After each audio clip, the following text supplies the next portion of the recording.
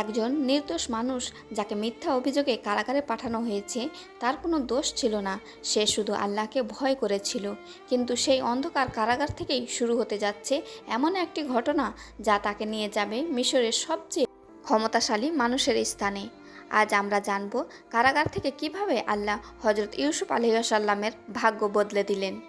জুলেখার মিথ্যা কথায় বিশ্বাস করি সত্যি সত্যি ইউসুফকে কারাগারে বন্দি করা হলো। কিন্তু ইউসুফ ধৈর্য ধরলেন, কারণ তিনি জানতেন আল্লাহ তার জন্য একটি বড় পরিকল্পনা করে রেখেছেন। মিশরের সেই কারাগারে ইউসুফ আলাইহিসসালাম বন্দী ছিলেন, কিন্তু তিনি অন্য বন্দীদের মতো ছিলেন না। তিনি সবসময় ধৈর্য ধরতেন, আল্লাহর ইবাদত করতেন এবং মানুষের সাথে ভালো আচরণ করতেন। কারাগারের লোকেরা খুব দ্রুতই বুঝতে পারল এই মানুষটি আলাদা। তার মধ্যে রয়েছে সততা, জ্ঞান এবং আল্লাহভীতি। ধীরে ধীরে অনেক বন্দী তার কাছে এসে ধর্ম এবং জীবনের বিষয়ে প্রশ্ন করতে শুরু করলো। একদিন কারাগারে থাকা দুই বন্দী ইউসুফ আলাইহিসসালামের কাছে এলো। তারা বলল, আমরা দুইজন একটি অদ্ভুত স্বপ্ন দেখেছি, আর আমরা বিশ্বাস করি আপনি এর ব্যাখ্যা করতে পারবেন।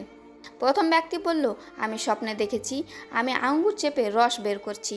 দ্বিতীয় ব্যক্তি বলল, আমি দেখেছি আমার মাথার উপর একটি ঝুড়িতে রুটি আছে আর পাখিরা সেই রুটি খাচ্ছে। তারা বলল, আমাদের এই স্বপ্নের ব্যাখ্যা বলুন। স্বপ্নের ব্যাখ্যা বলার আগে ইউসুফ আলাইহিসসালাম তাদের একটি গুরুত্বপূর্ণ কথা বললেন। তিনি বললেন, তোমরা কি অনেক আলাদা আলাদা প্রভুকে মানা ভালো মনে করো, নাকি সেই এক আল্লাহকে মানা ভালো, যিনি সব কিছুর মালিক? তিনি তাদের তৌহিদের দাওয়াত দিলেন। তারপর তিনি স্বপ্নের ব্যাখ্যা করলেন। তিনি প্রথম বন্দীকে বললেন, তুমি কারাগার থেকে মুক্তি পাবে এবং আবার রাজার জন্য পানীয় প্রস্তুত করবে। কিন্তু দ্বিতীয় ব্যক্তিকে বললেন, তোমাকে শাস্তি দেওয়া হবে এবং পাখিরা তোমার মাথা থেকে খাবে। কিছুদিন পরে ঠিক সেই ঘটনাটি ঘটল যেমনটি ইউসুফ আলাইহিসসালাম বলেছিলেন।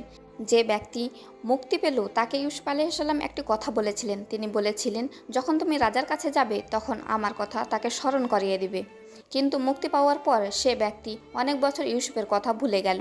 অনেক বছর পরে মিশরের রাজা এক অদ্ভুত স্বপ্ন দেখল। তিনি দেখলেন 7টি মোটা গরুকে 7টি দুর্বল গরু খেয়ে ফেলছে, আর তিনি দেখলেন 7টি সবুজ শস্য এবং 7টি শুকনো শস্য। এই স্বপ্ন দেখে তিনি খুব চিন্তিত হয়ে পড়লেন। তিনি তার মন্ত্রী এবং জ্ঞানীদের ডাকলেন, কিন্তু কেউই এই স্বপ্নের ব্যাখ্যা দিতে পারল না। ঠিক তখনই সেই ব্যক্তি যে আগে কারাগার থেকে মুক্তি পেয়েছিল হঠাৎ ইউসুফ আলাইহিসসালামের কথা মনে করল। সে বলল, আমি এমন একজনকে চিনি যিনি স্বপ্নের সঠিক ব্যাখ্যা দিতে পারেন। রাজা বললেন, ওই মানুষটিকে আমার কাছে নিয়ে আসো। কিন্তু ইউসুফ আলাইহিসসালাম সাথে সাথে বের হননি।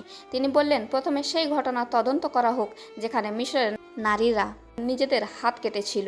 তদন্তে প্রমাণ হলো ইউসুফ আলাইহিসসালাম সম্পূর্ণ নির্দোষ।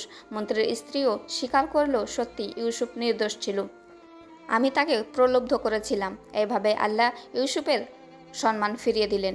এরপরে ইউসুফ আলাইহিসসালাম রাজার সামনে উপস্থিত হলেন এবং বললেন, এই স্বপ্নের অর্থ হলো আগামী 7 বছর মিশরে প্রচুর ফসল হবে। তারপর পরবর্তী 7 বছর ভয়াবহ দুর্ভিক্ষ আসবে। তিনি আরও বললেন, এই দুর্ভিক্ষ থেকে বাঁচতে হলে প্রথম 7 বছরে খাদ্য সংগ্রহ করতে হবে। এটা শুনে রাজা খুবই মুগ্ধ হলেন। রাজা ইউসুফ আলাইহিসসালামকে বললেন, আজ থেকে তুমি আমাদের কাছে সম্মানিত এবং বিশ্বাসযোগ্য। আমি তোমাকে দেশের খাদ্য ভাণ্ডারের দায়িত্ব দিলাম। এইভাবে ইউসুফ আলাইহিসসালাম মিশরের অর্থ ও খাদ্য ব্যবস্থার প্রধান হয়ে গেলেন। কিছু বছর পর ঠিক যেমনটি ইউসুফ আলাইহিসসালাম বলেছিলেন, ভয়াবহ দুর্ভিক্ষ শুরু হলো। খাবারের অভাবে চারিদিকের মানুষ মিশরে আসতে লাগলো। এই দুর্ভিক্ষের প্রভাব পড়ল কানান অঞ্চলেও, যেখানে তার বাবা ইয়াকুব আলাইহিসসালাম এবং তার ভাইয়েরা বাস করছিলেন।